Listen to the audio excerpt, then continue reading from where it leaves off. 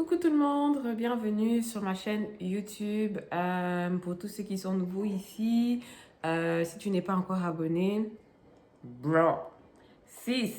Je sais pas qu'est-ce que tu attends pour t'abonner parce que ici je partage mes astuces, les conseils, les petits bons plans, les petits secrets à savoir sur le Canada. Donc si tu veux continuer à voir le contenu ici, abonne-toi, partage, like, commente et surtout active la cloche de notification pour que chaque fois que je publie une nouvelle vidéo, tu es tout de suite avisé. Et pour tous les anciens et les anciennes, continuez comme ça, c'est vous qui faites la force de ma chaîne. Donc, je viens aujourd'hui, en fait, parce que je vois que les 2 dernières vidéos que j'ai publiées vous intéressent vraiment. Il y a beaucoup qui échangent.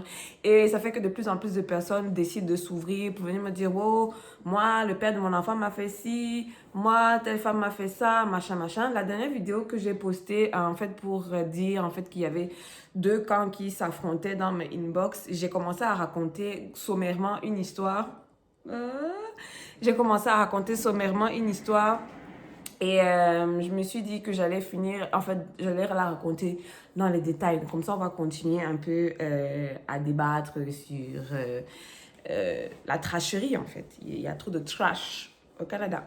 Donc, je vous disais dans la dernière histoire que je parlais avec une amie qui est ivoirienne. Et elle et son mari ont un couple ami. En fait, elle est amie avec la fille et son mari est ami avec le gars.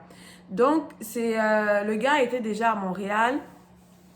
Lui, il était déjà au Canada. Je ne sais pas comment est-ce qu'il a rencontré la fille. Je pense qu'ils se connaissent depuis la Côte d'Ivoire. Bon, il faut que je rentre dans le contexte. La fille, actuellement, quand on parle, je pense qu'elle a 24 ans ou 25 ans, d'après ce que mon ami m'a dit. Et le gars, lui, il est dans la trentaine. Donc, ils ont commencé à entamer une histoire. La fille était en France et le gars était ici au Canada. La fille était en France, elle avait un bon travail. Je pense qu'elle vivait en famille. Vous savez, des fois, souvent, quand la femme arrive à un âge, là, elle veut déjà se marier, elle veut se caser. Parfois aussi, tes copines sont en train de se fiancer, sont dans des histoires sérieuses. Ça te met un peu la pression. Donc, comme mon amie ivoirienne, là, elles ont toute une bande d'amis. Elles étaient en train de chacune se marier. Mon amie s'est mariée en avril. Quand, au plus fort du confinement, ils se sont mariés. Donc, du coup, ça fait que dans la bande, tu vois, quand certaines se marient dans la bande, ben, ça met la pression à d'autres. Donc, je me dis que c'est dans cette optique-là que la fille qui était déjà en France, qui vivait une relation à longue distance avec son gars, n'avait pas l'esprit tranquille, sachant que elle est là-bas et que le gars est ici, quoi. En fait, l'amour, en fait, comment je veux dire, la nature a horreur du vide. Tu veux pas ta sucette? Donc, à un moment, donc, le gars commence à lui mettre la pression du style, lui, c'est sa dernière année dans la relation à longue distance, qu'il ne supporte plus ça. Comme si c'est ça qui a empêché d'abord qu'il fasse de quoi dans son dos, que si c'est qu'elle veut vraiment que la relation là aille à un niveau supérieur, genre, il faut qu'elle quitte la France, elle vienne ici au Canada, s'installer. C'est donc comme ça que la fille commence à chercher comment elle va faire le programme des PVTistes là, les Français. Eux, ils savent de quoi je parle, programme vacances-travail. C'est les Français qui ont accès à ce programme-là. Tu veux quoi, bébé? Tiens, je finis ma vidéo. Donc, c'est comme ça que la fille se met dans un rush. Entre-temps, de son côté là-bas, je pense bien que sa famille, genre sa mère, son père, ne voient pas trop l'histoire d'un œil que, gars, tu vas tout quitter ici, tu vas quitter ton travail, tu vas tout quitter. Tu n'as même pas encore trouvé le travail au Canada, tu t'en vas. Bon, comme les parents aussi, en même temps, à 24 ans, tu es majeur. Hein. Elle en avait déjà pris sa décision, elle a dit qu'elle part.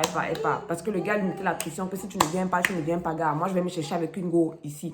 C'est sûr que la fille ne dormait plus la nuit en imaginant son gars dans les positions pistachiques. Bref, on annonce donc le confinement, on annonce donc qu'il y a la pandémie mondiale en mars.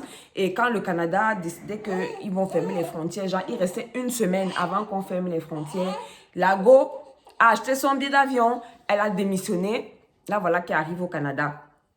Or, elle arrive au Canada, donc quand on décide de fermer les frontières, ce n'était pas seulement fermer les frontières, ils ont donc décidé que même les petits services administratifs qui nous rendaient ici, on va d'abord fermer, le temps de réfléchir, qu'est-ce qu'on fait pendant cette pandémie, vous savez, tout a fermé, tout ce qui avait les procédures, avait l'immigration, machin, d'abord, vous confirmez le code, tout était en retard, donc c'est comme ça, donc même la procédure de PVT de la fille, son dossier, tout ça, en stand-by. Ça fait donc qu'elle arrive ici, elle n'a donc pas d'assurance maladie, puisque techniquement, à l'heure où je vous parle, elle est touriste. Bon, c'est vrai que même en tant que touriste, tu peux prendre les assurances privées, hein, comme la Croix-Bleue. Il y a des gens qui te font les 4 mois. Tu peux même prendre une assurance pour 1 an. ça te coûte quelque chose, mais tu es couverte pour les opérations ou si tu attrapes les maladies. Je ne sais pas pourquoi ils n'ont pas pensé à ça. Bref, toujours dit que la fille n'est pas couverte par comment on appelle ça? Assurance maladie. C'est donc dans tout ça, quand elle arrive, donc, on ferme les frontières, que sa procédure ne passe pas, elle entre dans un mode de dépression parce que elle a quitté son travail et le gars commence donc maintenant à rentrer dans un mood où c'est maintenant que la go est à la maison avec lui qu'il découvre qu'il a une nouvelle jeunesse, il faut qu'il sorte. Pendant le confinement, je pense que, bon, comme les gens étaient en télétravail, ça allait. Quand on nous a un peu laissé sortir, là, en genre vers juillet, juin, quand les gens commençaient à voir qu'il faisait soleil, le gars a commencé à avoir tous les week-ends, il avait des programmes avec ses amis. Donc, il rentrait du travail, il sait que sa go passe déjà toute la journée au travail. En plus, elle est tombée enceinte, parce qu'à l'heure où je vous parle, elle est enceinte. Quand je parlais avec mon amie, il y a peut-être un mois, elle me disait que la fille est à 4 mois de grossesse.